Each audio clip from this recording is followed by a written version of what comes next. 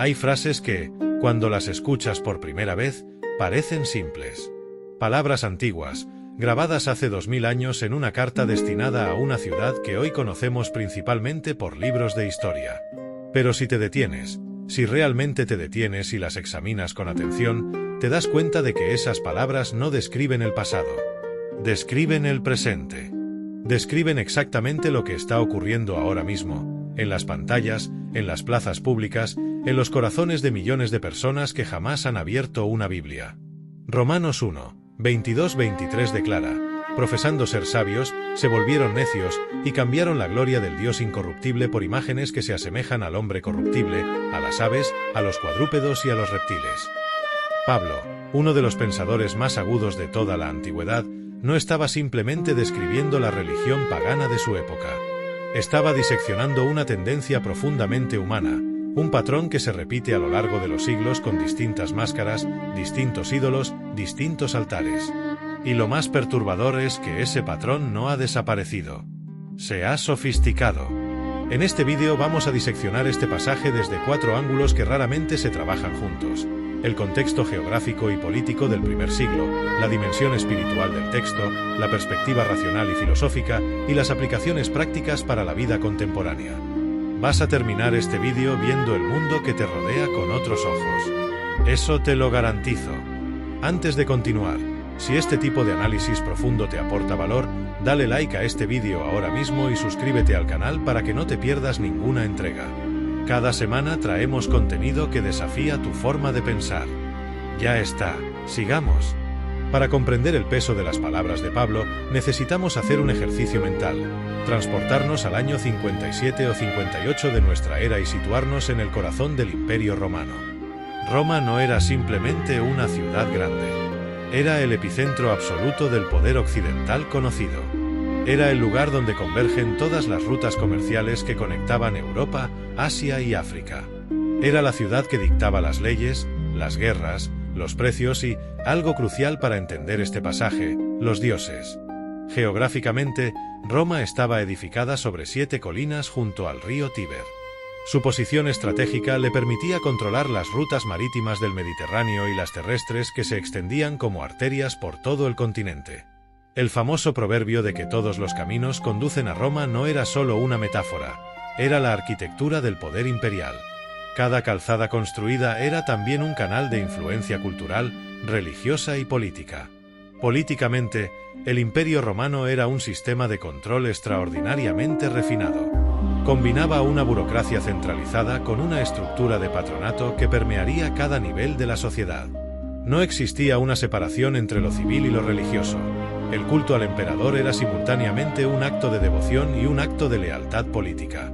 En las plazas, en los templos, en los edificios públicos y en los hogares privados, las imágenes de los dioses y del César convivían como expresión de un orden sagrado y terrenal fusionados en uno solo.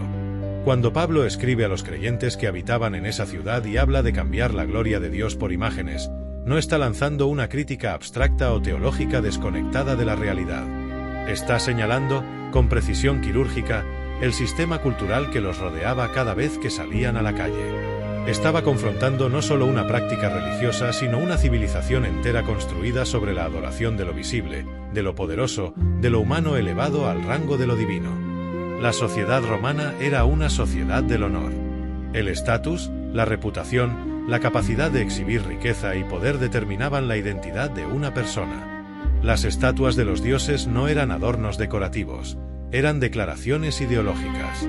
Cada templo era un manifiesto. Cada ritual público era una afirmación colectiva de que el orden romano era el orden natural del universo. Y dentro de ese orden, el ser humano ocupaba el lugar más alto. Uno de los malentendidos más comunes sobre este pasaje es leerlo como una condena exclusiva a la religión politeísta griega o romana. Pero Pablo está revelando algo mucho más universal y mucho más inquietante. El ser humano es, por naturaleza, un ser adorador. No existe la posibilidad de no adorar nada. La pregunta nunca es si adoramos, sino qué o a quién colocamos en el centro de nuestra vida. La palabra clave del pasaje es el verbo cambiar o trocar. En el griego original, el término implica un intercambio deliberado, una transacción voluntaria. No se trata de una ignorancia inocente ni de una confusión accidental. Pablo está describiendo una elección consciente.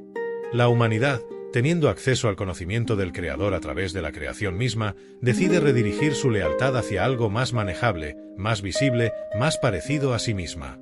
La contraposición que establece el apóstol es devastadoramente precisa: el Dios incorruptible frente al hombre corruptible. La corrupción aquí no es únicamente moral, aunque también lo sea. Es ontológica. El ser humano es un ser limitado, temporal, vulnerable, que nace y muere, que crece y decae, que sueña y fracasa. Pretender que algo de esa misma naturaleza pueda ser el fundamento último de la existencia es, desde la perspectiva de Pablo, una inversión radical de la realidad. La idolatría, en su sentido más hondo, no requiere estatuas ni altares de piedra.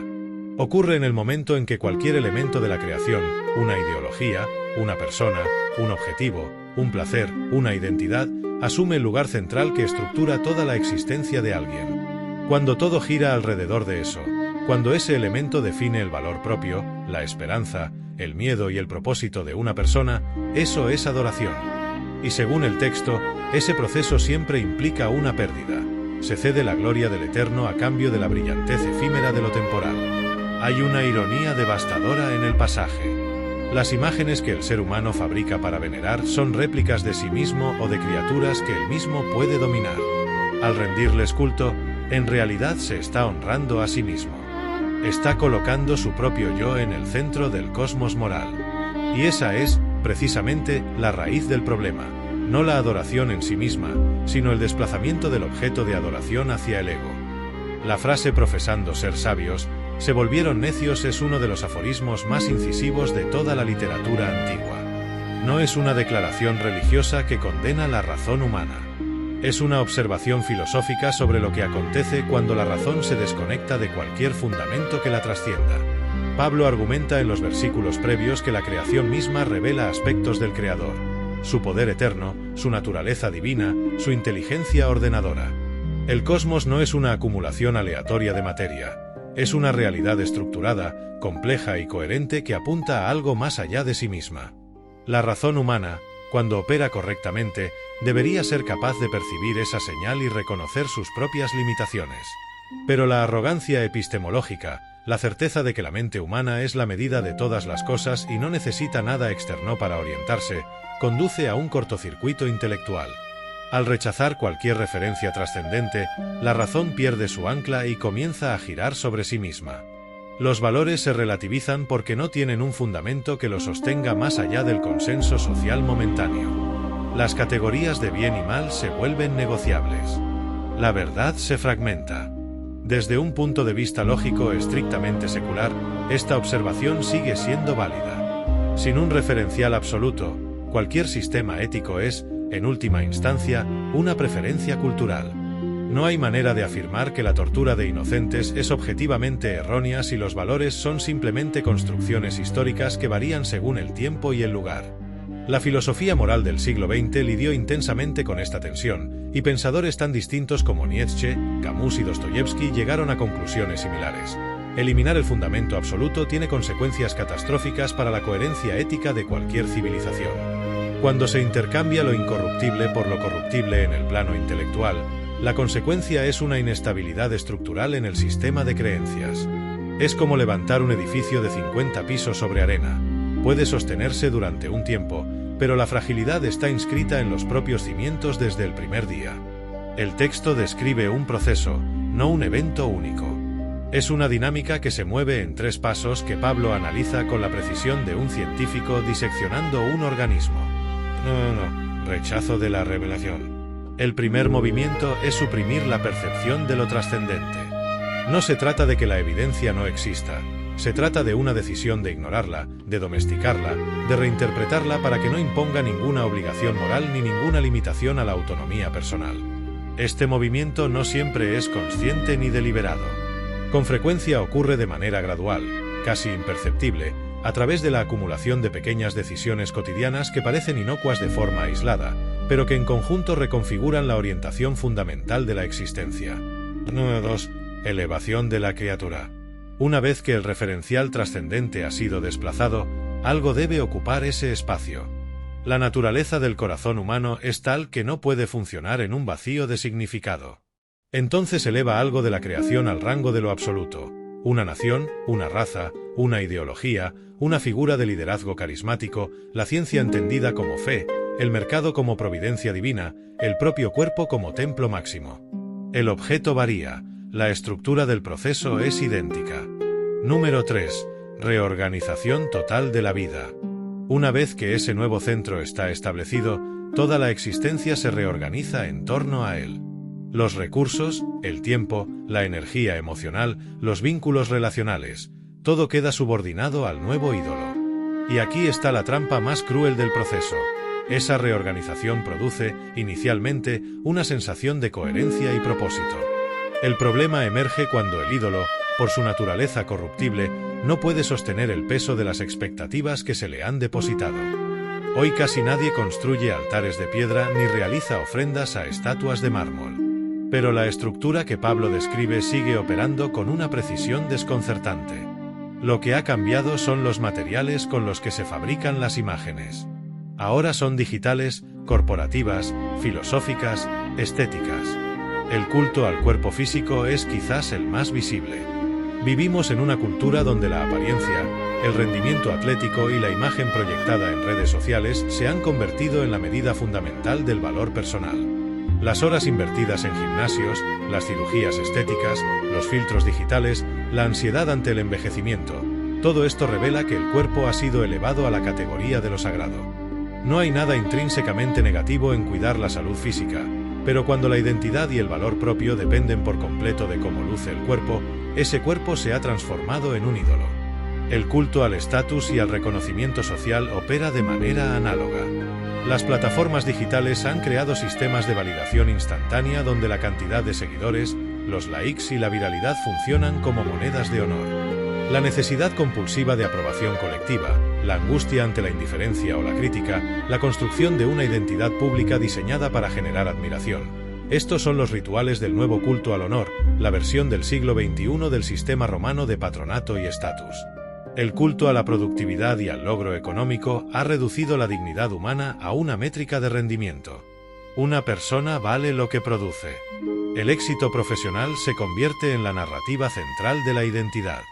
El descanso genera culpa. La contemplación se percibe como pérdida de tiempo.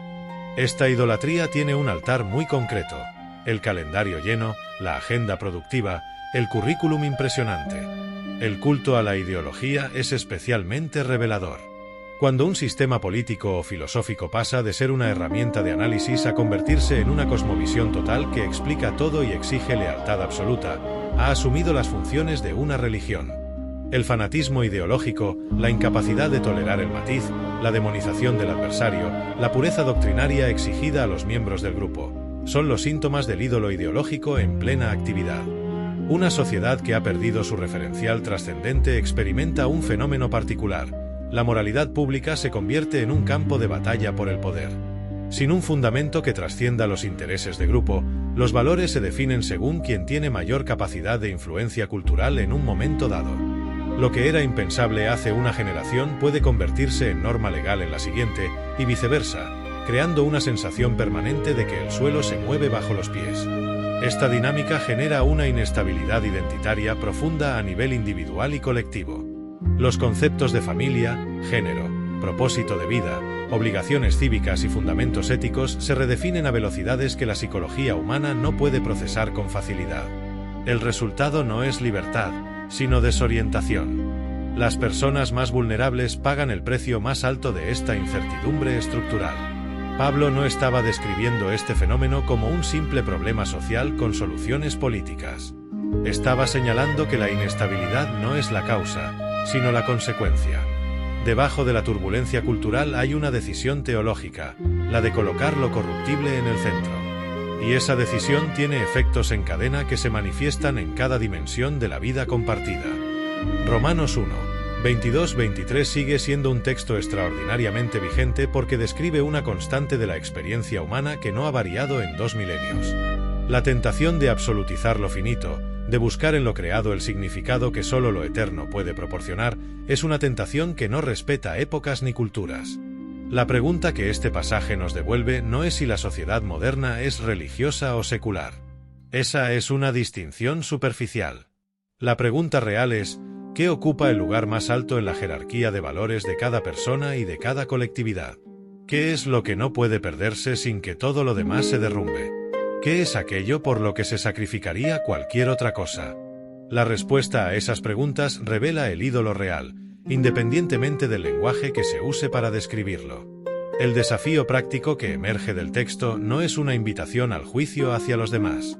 Es, ante todo, una interpelación hacia adentro. ¿Qué recibe nuestra energía más profunda, nuestro tiempo más precioso, nuestra lealtad más incondicional?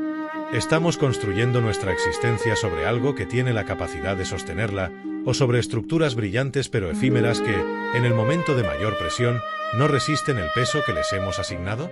El contexto geográfico y político del primer siglo nos ayuda a dimensionar la valentía que requería escribir estas palabras.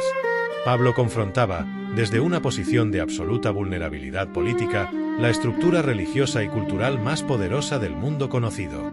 No era un crítico desde la comodidad. Era un hombre que arriesgaba su libertad y su vida cada vez que proclamaba que el Dios incorruptible no podía ser reducido a ninguna imagen fabricada por manos humanas. Desde la perspectiva espiritual, el texto nos alerta sobre la peligrosidad de las sustituciones que parecen inofensivas. El proceso de la idolatría raramente se anuncia con fanfarrias. Se infiltra silenciosamente, gradualmente, aprovechando los vacíos que dejamos cuando no cultivamos una orientación hacia lo que nos trasciende.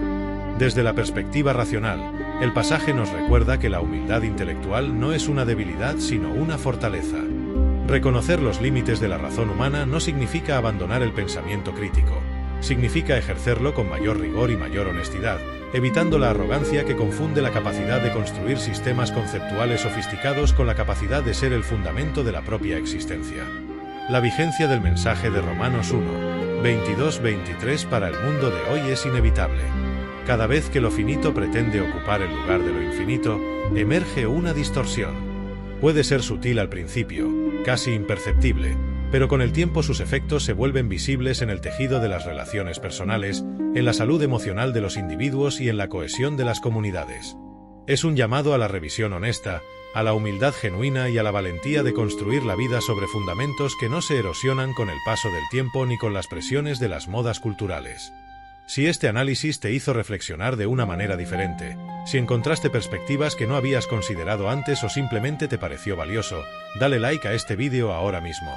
Ese pequeño gesto hace una diferencia enorme para que este contenido llegue a más personas que también lo necesitan. Suscríbete al canal si todavía no lo has hecho. Activa la campanita para recibir notificaciones de cada nuevo vídeo y comparte este contenido con alguien que creas que puede beneficiarse de esta reflexión. Nos vemos en el próximo vídeo.